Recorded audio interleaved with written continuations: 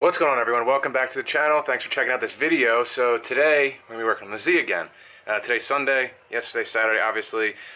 Installed the tilt and clutch master cylinder, and today I think I'm finally going to install my Kirk Racing roll bar. I've had it for a little while and I finally have some time to install it. So I've never really done anything like this, so I'm kind of just winging it at this point. They didn't include some, instructions about, pretty much where to drill the holes and all that, and how to get the bar in the car. Because obviously it's kind of big and cumbersome. There's a certain way you have to get it in. So what we're going to do first is I'm going to jack up the car because you have to drill through the floor, and the car's, so low that I can't really get a drill under there or anything to, fit the bolts in and tighten them up. So I'm going to jack up the car, and then I'm going to remove the seats. I already have the passenger seat out. I'm going to remove the driver's seat and some plastic paneling, and we can get this show on the road.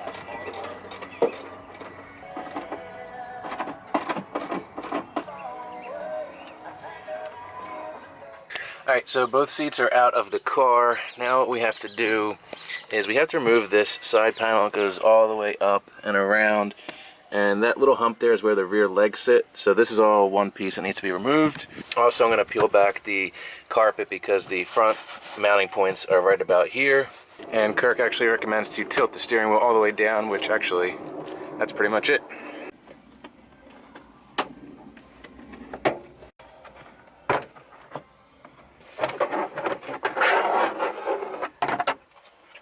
Alright, so the side panel is off all the way back. So now I'm going to try and fit this big metal bar into that little car. This will definitely be interesting.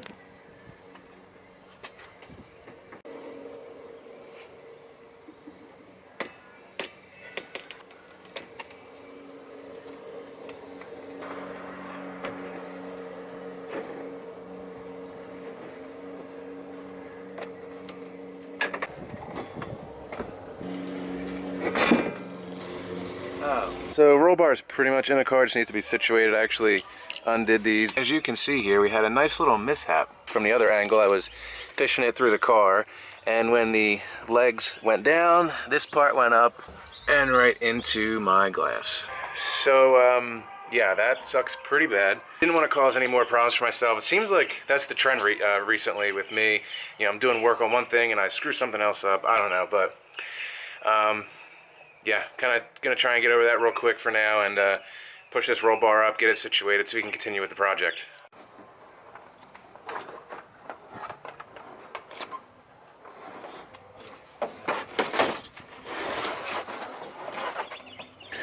Alrighty, so headliner's completely out, as well as the side panels. I'm just going to leave those out. The car is pretty much becoming more race car by the minute, but I'm perfectly okay with that. That's kind of the end goal for this car anyway. Plus, I've always liked the idea of having just a kind of a raw car, just a fun track car, whatever you want to call it. And like I said, that was kind of the plan with this car anyway, so I'm not really mad that I ended up taking the stuff apart. But, I have the G for comfort, so this is just strictly my fun little, kind of street go-kart, if you will. But anyway, I'm going to try and put this roll bar up again and see if we can't get these plates mounted with the screws. So I think this is try number 3 or 4. So let's see what happens. Alright, so we're back in the car. This is day 2. And then removing the headliner, if I didn't say so already, is not necessary. There is plenty of room up top. It was just kind of my choice to remove that.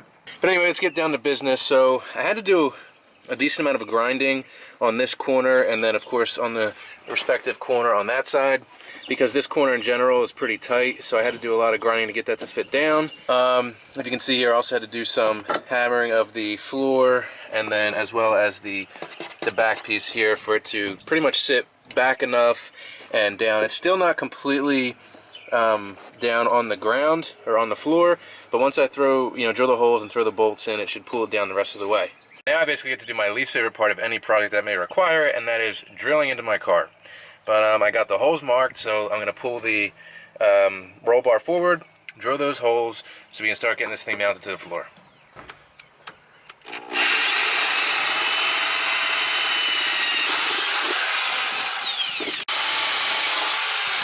Alright, we have one side drilled and the holes are perfect, which I'm really happy about.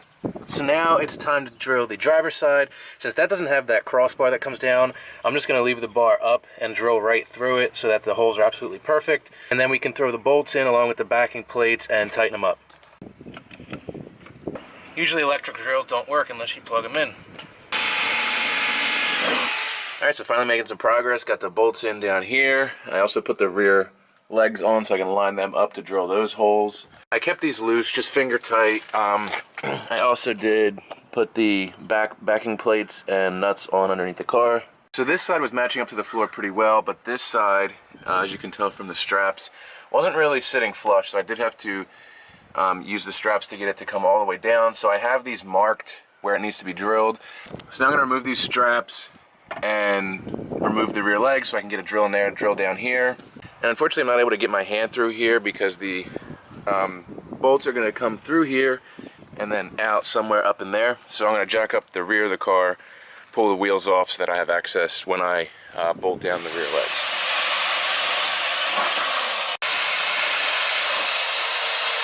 Alright, so I got the holes drilled on both sides.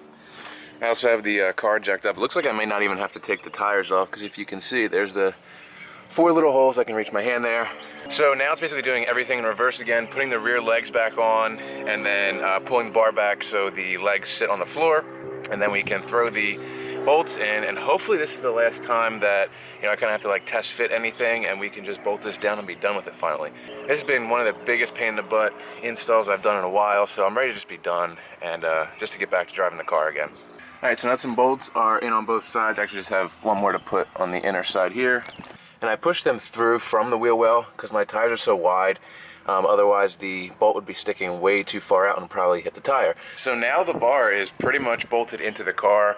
All the nuts and bolts are in, like I said. So now it's just going back, tightening everything up, making sure everything is snug, and we're finally done. This has, like I said, been a horrible project. So like I said, some last minute torquing of nuts and bolts, and that's it. Alright, so there is the finished product, nice and tight, not going anywhere. Obviously, it's now part of the car. So now I'm going to trim this carpet so it fits around. I think I'm just going to kind of go down the corner a little bit so then I can tuck it behind and make it, you know, put it back to as normal as possible. And like I said earlier, I'm probably going to leave most of this trim off, at least for now. But let's see if we can't make this carpet look half decent. So, got the carpet back in, only had to trim a little bit around the bar. And, you know, if I was putting the trim back on, it would look pretty much OEM.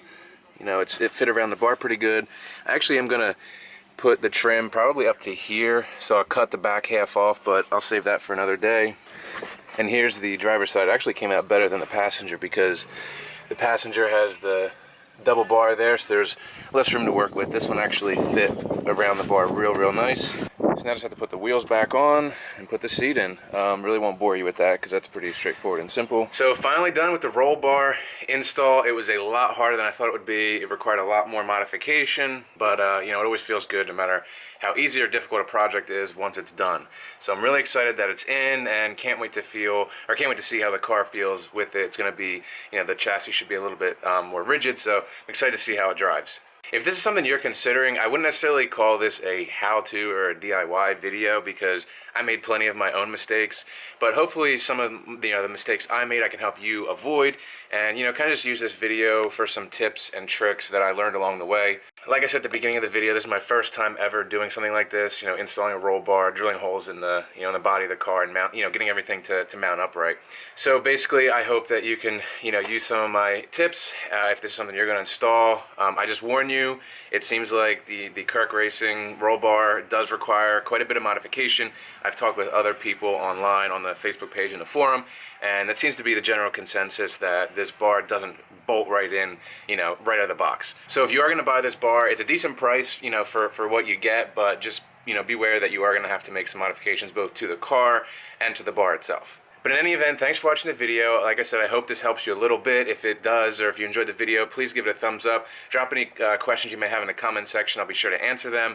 If you're new to the channel, please press subscribe. I'd really appreciate it. And as always, thanks to all those that are currently subscribed and that watch the videos. Yeah, the channel is for you, and it would be nothing without you.